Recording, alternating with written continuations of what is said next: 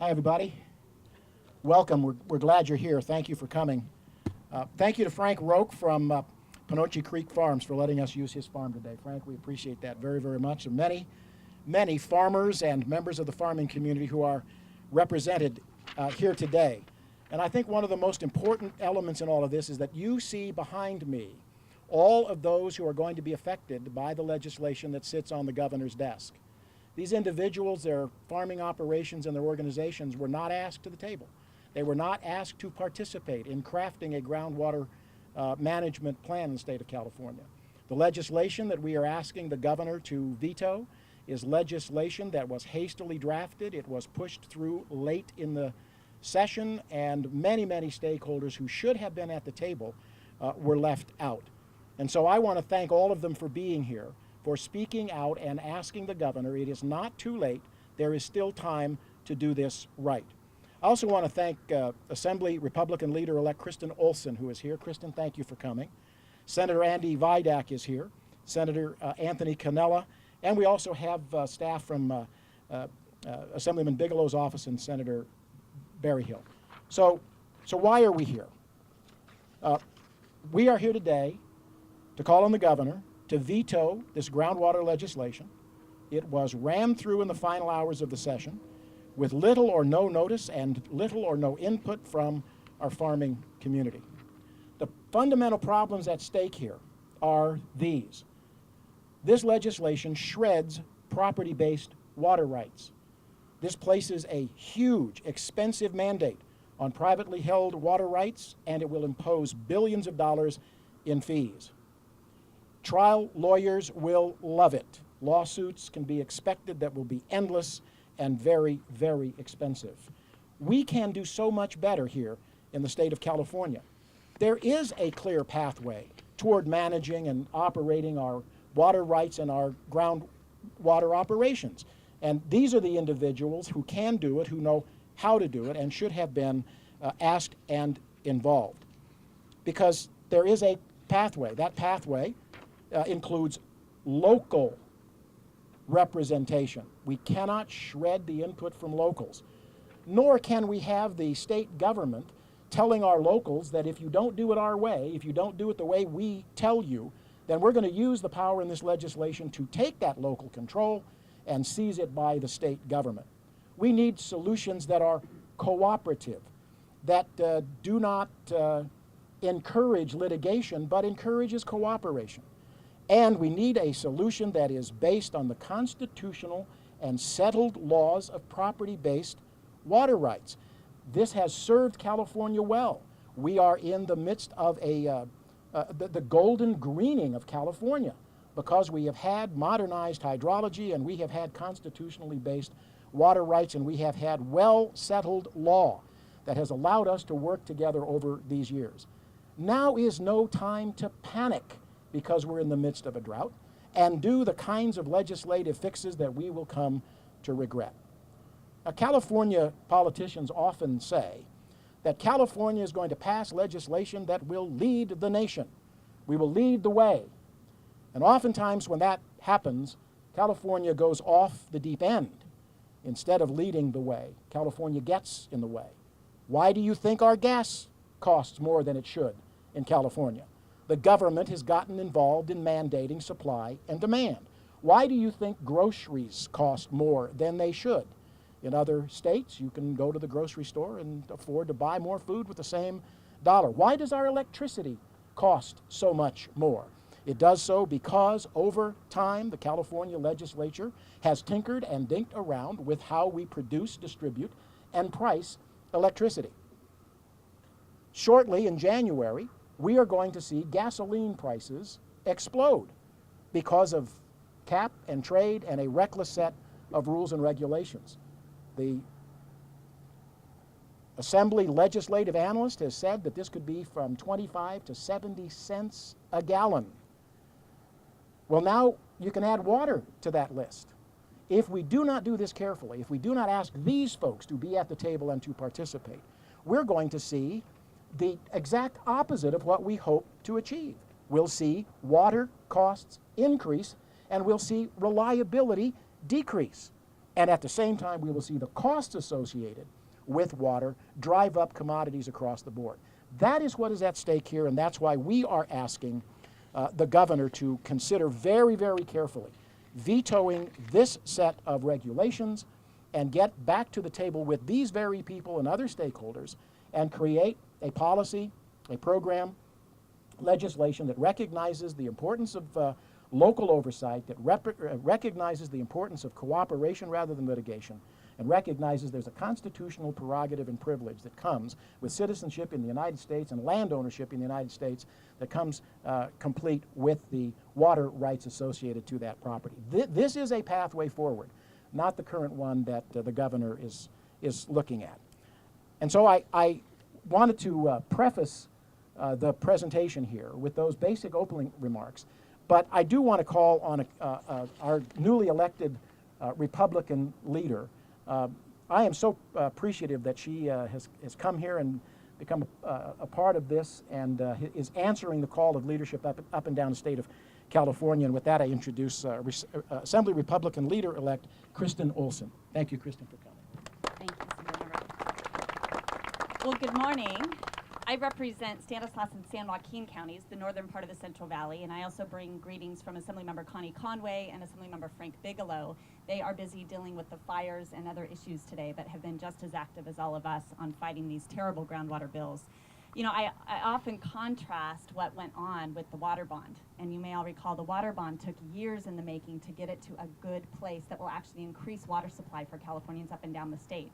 And you contrast that with these 3 groundwater bills that passed the legislature that were written in a matter of weeks, that had 0 input from all the stakeholders you see behind me right now, whether it's the Valley delegation, both Republicans and Democrats, whether it's agriculture, whether it's cities, whether it's businesses. All of them throughout the San Joaquin Valley, and most of the state for that matter, were completely left out of the discussion. And so what we have now are 3 terrible bills on the governor's desk that will do very little to actually improve our groundwater resources, to protect them, to replenish them for future generations, and are simply the latest icing on the cake of the State Water Resources Control Board trying to take over all of our water rights. It's going to wreak havoc on the Central Valley economy. It's going to hurt families. And so we're working very hard with the governor's administration, encouraging him to veto all 3 of these bills, to get back at the table and to work with the stakeholders on legislation that can actually make a difference. As Assemblymember Patterson said, we all know we have a serious problem on our hands when it comes to depleting groundwater resources. And we have to do something about that to recharge our aquifers. But none of these bills actually include groundwater recharge as a beneficial use anywhere in any of the 3 bills, as I said. So we need to get back to the table. We're already working on cleanup legislation next year in case the governor does pass and sign these bills into law. And so this will be an ongoing effort, and appreciate you all coming out today for what could be a real game changer in water policy for Californians. This is the biggest bill to pass the California State Legislature since water rights were first established in 1913. They're bad bills, they're bad for families, they're bad for farmers, they're bad for businesses, and they're bad for entire communities.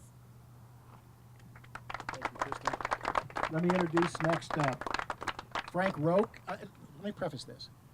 I think what's very, very important here to the members of the media is to recognize that although Kristin and I and the senators and the other assembly members were on the floor and we did see the bill, we saw it very, very late, we saw it in mock-up forms, etc. None of the individuals you are going to hear from next were invited to be a part of solving the problem and managing water. And yet these are the folks who own the rights and who do what they do exceedingly well, and they were, for some inexplicable reason, left out of the conversation.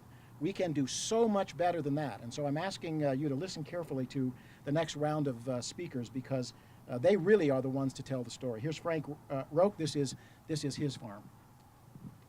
Hi, everyone. Anyway, I just wanted to welcome everyone to the Panoche Creek River Ranch. My name is Frank Roque. I am the owner here and a farmer in Madera County. I farm roughly 500 acres. At this time, I'd like to urge the governor to veto these bills. I'd like him to work with us. As farmers, this is our livelihood out here in these fields, and without water, we can't do what we do. The drought affects agriculture more than any other industry in the United States. As farmers, we understand water. We have no access to surface water this year, and we have no choice but either pump water from the groundwater, or fallow our fields. We look out here in this 4-year-old walnut orchard, fallowing it's not an option without a huge financial loss. We monitor the water we pump. We know exactly how much water we put on our crops. We have a huge financial investment in conserving water. If we are forced to fallow our land, this will limit the farmable land in California, which will eventually end up with higher food prices for the consumer. So I urge the governor to please veto the bill. Thank you. Next up, Nisei Farmers League President Manuel Cunha is with us. Manuel? Thank you very much, Jim, very, very much. Frank and everybody else, the legislators that worked hard on this. And I think we're asking the governor, please, to veto this, because when you look at what it said and who's going to control the regulations from the standpoint of the regional or even maybe the local irrigation districts or the state, but telling a farmer how much water to put on his crop, telling a farmer what crops to grow, and oh, by the way, this year you may only get this much, and so you have to cut down your production by 50%. How do you make your land payment? And oh, by the way, if you can't grow these type of crops, you're going to have to grow these types of crops. Look at the investment that the farmers already have. For example, we have small farmers that may have 10 farmers on a 40-acre block, and telling all of those farmers, only 10 of you out of the 20 are going to be able to farm. The rest of you can't. That just doesn't make any sense. And again, the farmers, the ag groups, the legislatures want to sit down and work with this governor on something that makes sense, that's been put together by the farmers, by the ag groups, by the irrigation districts, by the ag organizations that know what farmers are working on. And if we don't have that, to have the legislature, then why doesn't the legislature come out here and start farming? Let them come out and grow the crops and see what they have to face, rather than telling farmers how to farm. And oh, by the way, when we lose our farms, we lose our farm workers, and especially many of them that live in rural communities. So Jim, thank you very much for having this, and I hope the governor, and I'm asking for him to please veto these and sit down with the ag groups, sit down with the ag legislators that care about our food supply. Thank you. Thank you. Next up, California Citrus Mutual President Joel Nelson is with us. Joel, thank you for coming. Thank you, Jim, and thank all of you for joining us out here today. The problem with these pieces of legislation is it will do nothing but create opportunity for trial lawyers and the litigators to engage more in the legal process. There's so much ambiguity and uncertainty with all three pieces of legislation as to what these terms mean. We tried to convey this message. When I say we, all of us in agriculture tried to convey this to the governor's office repeatedly. We even put forth, we's defined as the California Farm Bureau Federation, California Citrus Mutual, California Fresh Fruit Association, Nisei Farmers League, California Cotton Growers Association. We put forth alternative legislation for consideration. It didn't even receive a hearing, let alone get reviewed by the governor's office. Ladies and gentlemen, these bills have got terms in here such as sustainability, significant reductions, significant contamination. What do those terms mean, and where do we go in terms of solving these definitions? We're going to have an elongated regulatory process. You're going to have potential litigation. You're going to have a massive amount of uncertainty, and the goals that are established in these pieces of legislation won't be attainable in our lifetime. Thank you very much. Next up, Senator and cherry farmer Andy Vidak. Andy, thank you for coming. Thank you, sir. Thank you, Jim, and thank you everyone for showing up, and thank you everyone behind us, all the stakeholders. We've got so many stakeholders behind us that just weren't at the table for these particular pieces of law, and we're urging the governor to veto this. He's got to, because this whole Central Valley, Democrat, Republican, is all together on this. As far as the legislator, we have to stop these three bills. In my career, I got to work down in Oxnard, Ventura, Camarillo, south of Santa Barbara, south of Orchid, in the grapes. I worked from King City to Watsonville. This is a great state. Plus, I farm here in the Central Valley. The ground is different. A one-size-fits-all will never work.